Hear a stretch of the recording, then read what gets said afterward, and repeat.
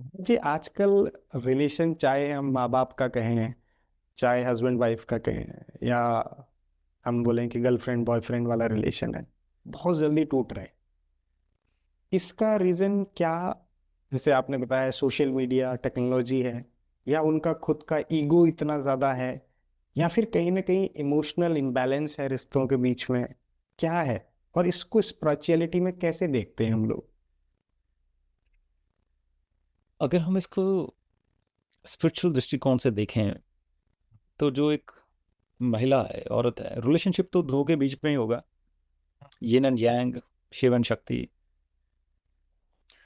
Female body है, परमात्मा ने उसको ऐसा बनाया कि उसके हार्मोन्स, उसके इमोशंस इतनी जल्दी बदल रहे हैं, इतनी जल्दी बदल रहे हैं कि उसको अपने शरीर को भी नहीं पता लगता कि उसको कैसे रेगुलेट रखें। तभी आप पाएंगे जितने गुरु हैं उनमें सबसे ज्यादा जो तादाद है वो महिलाओं की होती है, जो उनके शिष्य होते हैं, क्योंकि उन्हीं को उसकी सबसे ज्यादा जरूरत है। और अगर एक महिला अच्छी है घर में तो पूरा परिवार अच्छी तरक्की करेगा, क्योंकि वो बैलेंस्ड है। हम्म। अगर उसका ही संतुलन नहीं है तो पूरे घर में क्लेश रहेगा। इसका मतलब ये नहीं है कि महिलाओं में दिक्कत है। अब समाज ने दिया भाई तुम्हें काम करना चाहिए, तुम्हें जिम जाना चाहिए, भाई उसके लिए नहीं है लोहा उठाना, वो तो नाजुक है। हम्म। उसके लिए तो मन के कार्य हैं, उसके लिए तो प्रेम के कार्य हैं। हम्म। फिर फेमिनिस्ट आ जाएंगे, वो बोलेंगे "ला, हम तो कंधे से कंधा मिला के चलेंगे भाई"। उसकी फिजियोलॉजी को समझना कि परमात्मा ने वो बनाया क्या है। इसीलिए जब कई फीमेल्स में दिक्कत आती है कि उनके दाढ़ी मूछ निकल आती है, वो मैस्कुलिन फीचर है, वो हार्मोनल इम्बैलेंस है। तो उस इम्बैलेंस को ठीक करना, उसी से रिलेशनशिप सेट आते हैं। एक ना, हमारे पास एक केस आया था। वो डिवोर्स लेने वाले थे, डिवोर्स लेने वाले थे, पति पत्नी अमेरिका के थे। तो हमने दोनों से कंसल्ट करा, हमने दोनों को बार बार एक इकट्ठे बिठा के नहीं, एक दिन दूसरा। हमें ये समझ में आया कि जो महिला है उसको बड़ी दिक्कत है हार्मोन्स की। हमने उसको बोला कि तू कुछ मत कर, पति को माफ कर। पति को बोला भाई तू माफी मांग ले, जिस चीज से भी वो लड़ती है तू माफी मांग ले, बस 2 महीने चला ले। है और उसको बोला भाई तू डॉक्टर के पास जा। ना? डॉक्टर्स ने चेक करा, उसके हार्मोन, उसका इम्बैलेंस है ऐसा। डॉक्टर ने एक दिन उसको टीका लगाया हार्मोन्स का, वो खुश बंदी, खुश। फोन कर रही, कहती महाराज ऐसा है कि में नहीं आ रहा, मैं खुश क्यों? मुझे तो डॉक्टर ने टीका दिया। मैं कहा तुम्हें दिक्कत पति से नहीं, तुम्हें दिक्कत हार्मोन से थी। तो हम ये भी मिस कर जाते हैं, हमारे यहाँ पे ध्यान नहीं दिया जाता स्त्रियों की हेल्थ पे, कि हार्मोन्स की दिक्कत हो सकती है। और जब प्रेशर बनता रहे लाइफ का, कि अब लड़कियों को भी प्रेशर है कि कुछ स्ट्रक्चर बनाना है, करियर बनाना है, compete करना है। हाँ। और लड़कियों के लिए स्ट्रेस लेना मतलब हार्मोन्स को खराब करना। अगर चाहे वो गर्लफ्रेंड है, चाहे वो वाइफ है, चाहे मदर है, जब उसके अंदर स्ट्रेस आई, हार्मोन्स ने खराब होना शुरू हुआ, कलेश शुरू। और कुछ भी नहीं है। प्रभु जी, हमने कई बार देखा है, लोग कहते हैं कि पास्ट लाइफ का प्रेजेंट से हमारा बहुत रिलेशन होता है। तो हम्म। ये रियली है ऐसा, कि या फिर ये मिथ क्रिएट किया हुआ है लोगों ने कि हाँ, मेरे पास्ट लाइफ में ऐसा था तो मुझे प्रेजेंट लाइफ में ये प्रॉब्लम्स होंगी होंगी, या मेरे साथ ऐसा होगा ही, या फिर मुझे पार्टनर ऐसा मिलेगा ही मिलेगा क्योंकि मेरे पास्ट लाइफ में ऐसा था? तो कनेक्शन है उसका? कनेक्शन तो होता है, परंतु ये समझ लेना कि हम बार बार पास्ट को दोष तो नहीं दे सकते। कभी तो उसको ठीक करना होगा, कभी तो उसको एक्सेप्ट करना होगा। जब तक लेन देन चला हुआ है, कुछ लेन देन अब इस लाइफ में रह जाएगा, कुछ पिछली लाइफ का था जो अब पूरा किया, तब तक जन्म लेते रहना पड़ेगा। जब लेन देन ही खत्म हो गया तो कहानी खत्म, तो भी कहानी खत्म। तो जी, ये सत्य है, लेकिन इसमें कई लोग यूं ही बेची जा रहे हैं पिछले जन्मों का सौदा, जिसकी जरूरत नहीं है। एक एस्ट्रोलॉजर को, एक इंसान को जो कंसल्ट करो उसको ये समझ जाना कि इस व्यक्ति को मैं सब कुछ नहीं बता सकता, ये तो स्ट्रेस के मारे मर जाएगा कि मैंने हाय पिछले जन्म में ये कर दिया था, हम्म, क्यों छेड़ रहे हो उसकी कहानी। एक हमारे पास कंसल्टेशन के लिए आए थे एस्ट्रोलॉजी की, वो उसके अभी तो मेरे ख्याल 38 साल का है वो लड़का। तो 12 साल पहले उसको किसी ने बोल दिया कि भैया तू तो मर जाएगा इतनी उम्र में, उम्र भी लंबी, कोई 70-75 की उम्र में बोला कि तेरी इसमें डेथ है। वो हर किसी को यही फोन करके पूछ रहा है जी मैं मर जाऊंगा, मेरे को किसी ने बोला। मैंने कहा उसने तो तेरे को अभी मार दिया, तो कंसल्टेशन की फीस पे करके सिर्फ ये पूछ रहा है कि जी मैं मर जाऊंगा कि मैं जीऊंगा। तो ये बातें बड़ी ना अनप्रोफेशनल सी हैं कि आप किसी के मन की बिना समझे कि वो सह भी सकता है ये चीज़ के नहीं बताना ही क्यों, मरना तो मरना ही है। तो जी ये तो रहेगा, पिछले जन्म का प्रभाव तो रहेगा। एक चीज है, कई लोग विजुअलाइजेशन कर लेते हैं, मैनिफेस्ट कर लेते हैं, और कई हद तक उनकी ठीक भी होता है, और कई लोग जो है वो नहीं कर पाते, फेल हो जाते हैं उसमें, बार बार कोशिश करने के बाद भी फेल हो जाते हैं। और मैंने भी देखा है, आपने टेस्ट के लिए काफी अच्छे टॉक्स दिए हुए हैं।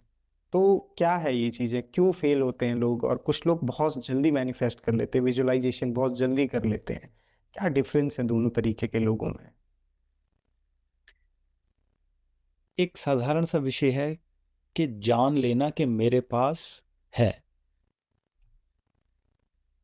और मन भी उसको जान ले कि मेरे पास है, शरीर भी उसको जान ले कि मेरे पास है। एक क्रिया है ध्यान में, बुद्धिस्ट मंक ज्यादा करते हैं उसको, टोमू करके नाम है उसका। उसमें ठंड में भी गीला कपड़ा लेके, नंगे शरीर में गीला कपड़ा लेके उसमें भी अग्नि उत्पन्न कर देते हैं, भाप पैदा कर देते हैं उसमें भी। ध्यान से, उस क्रिया के एक पार्ट में 3 से 4 पार्ट बनते हैं, एक पार्ट सेकंड पार्ट आता है, उसमें सिर्फ अपने ये जो उद्र की अग्नि है उसी पे ध्यान दिया जाता है कि वो बढ़ रही है बस। अब जब उसको मान ही लिया कि वो बढ़ गई, तो वो प्रत्यक्ष होने लग जाती है, प्रमाण बन जाती है, फिर वो सामने फिजिकल रूप में प्रकट होने लगती है। अब किसी ने मान लिया कि जी मेरे पास करोड़ रुपया है, परंतु जब वो खर्चने जाता है तो खर्चता वो ऐसे है 50 पैसे 1 रुपया, डर डर के, क्योंकि उसके पास रियलिटी में अभी कम है कि उसको उस रुपए रुपए का हिसाब रखना पड़ेगा, परंतु उसकी लालसा है कि वो 1 करोड़ ले ले। तो जब तक तो वो लालसा है तब तक तो नहीं मिलने वाला, जब तक वो अंदर का प्रमाण है कि यार है ही है। तो वो कब होगा, वो तब होगा जब परमात्मा के ऊपर प्रसन्न ना हो, परमात्मा में पूरा दर्शन हो कि तू दे ही तो रहा है। करोड़ चाहिए तो करोड़, 10 चाहिए तो 10 करोड़, 1000 चाहिए तो 1000 करोड़। परमात्मा ने वैसे भी तो बनाए हैं जिनके पास 1000 1000 10 10 20 रुपया लाखों लाखों करोड़ है। परमात्मा ने हर किसी का बनाया है, किसी के पास शाम की रोटी के पैसे नहीं है। सही। बस ये समझ लेना कि है, वो दे रहा है, और फिर चलते रहना, वो अपने आप ही भंडारे बढ़ता रहता है। मैनिफेस्टेशन का ये क्रक्स है basically, at the end of the day. परंतु वहां तक एक इंसान को डेवलप करना, क्योंकि आज तो इंटेलेक्चुअली समझा दिया, समझ गए, लेकिन कब तक उस पर एक्शन होगा, कब तक वो एक करेक्टर बने, उसी लिए फिर हम बोलते हैं कि चलो आओ हमारे पास, फिर तुम्हारा करेक्टर डेवलप कर देते हैं वैसा। उसके लिए फिर थोड़ा समय लगता है कि मन बुद्धि और शरीर का सम्मेलन होके एक ही दिशा पे चले, फिर मैनिफेस्टेशन मैनिफेस्ट। महाराज जी, एक लास्ट क्वेश्चन है मेरा। क्या कोई एस्ट्रोलॉजर या एस्ट्रोलॉजी किसी का भविष्य बदल सकती है, या सिर्फ ये एक सुनी हुई कहानी है, या किसी का जनरेट किया हुआ बिजनेस आइडिया है जो लोग फॉलो कर रहे हैं, या फिर एस्ट्रोलॉजी काम करती है, एस्ट्रोलॉजर में प्रॉब्लम है, क्या है ये? KN राव हैं, बड़े ही विख्यात एस्ट्रोलॉजर, बहुत उन्होंने रिसर्च वर्क किया, बुजुर्ग हैं, बड़े उनको अवार्ड्स भी मिले हैं, सम्माननीय हैं। उनका मानना है कि ये कुछ बदलता नहीं है। बस अब हम बड़े रिस्पेक्टफुल तरीके से अपने एक्सपीरियंस की बात करेंगे। हम ये कहते हैं कि अगर बदलता नहीं है तो एस्ट्रोलॉजी से लेना क्या, तो जो होना है वो हो ही जाएगा, जो घटना है वो घट ही जाएगा, तब जान लेंगे। परंतु ये अधूरा सच है कि कुछ नहीं बदलता, और सब कुछ बदल जाता है ये भी अधूरा है, क्योंकि किसी का बदलेगा, किसी का नहीं बदलेगा। किसका बदलेगा? अब एस्ट्रोलॉजर बोल दे, एक छोटा सा एक एस्ट्रोलॉजी का गुरु है, जहां पे भी 10वीं राशि मकर राशि जहां पे भी हो कुंडली में, उस चीज के लिए, उसकी रिजेम्बलेंस के लिए इंसान सब कुछ छोड़ दे। हाँ। अगर वो 7वें घर में है, मतलब स्पाउस, पत्नी से उम्मीद ही करना छोड़ दे, कुछ ना उम्मीद करे, बल्कि वहां पे सेवा करे। उस कर्म के लिए वो बना है वहां पे सेवा करने के लिए, वहां से कुछ लेना, तो उसका सब कुछ बरकरार। परंतु देखने को क्या मिलेगा? उसकी गरारी वहां पे फंसी है कि यार मेरी पत्नी मेरे को पूछती नहीं, मेरे को यही ठीक करना है। तो वो बोलेगा यार एस्ट्रोलॉजर ने तो ये बोल दिया कि यार तू बस छोड़ दे, कुछ मत कर, परंतु यही तो ठीक करना है कि वो मेरे को पूछे, और वहीं पे फंसा हुआ है। वो बोलेगा ये तो कोई भी बोल देगा कि भाई मत एक्सपेक्ट कर उससे, परंतु सच वो है। अगर वो ये कर ले तो शनि का पूरा सिस्टम सेट हो गया उसके लिए, पूरा सिस्टम। परंतु ये कोई मान जाए, वो कोई रेयर है जो मान जाता है। अब एस्ट्रोलॉजर वो है जो परमात्मा में पूरा लीन होकर बात करे, उसको अपने से मतलब ना हो कि यार इसको कैसे मैं शुगर कोट करके बता दूं कि मेरा क्लाइंट है। वो जाता जाए, सच बोलो, तो तेरे को ये करना पड़ेगा, कर ले हो जाएगा, नहीं करेगा भाई तेरे राम रखे। तब जो मान जाए उसका हो जाता है, जो ना माने उसका अधूरा हुआ, अधूरा नहीं हुआ, फिर उसका कुछ नहीं कहा जा सकता। इसलिए दोनों ही पक्ष सत्य हैं। हमारे पास जो आते हैं हम उस हिसाब से चलते हैं कि भाई ये करना है तो ये करना है, ये करेगा होगा, ये नहीं करेगा नहीं हो। और जो नहीं होने वाला, उसमें भी है।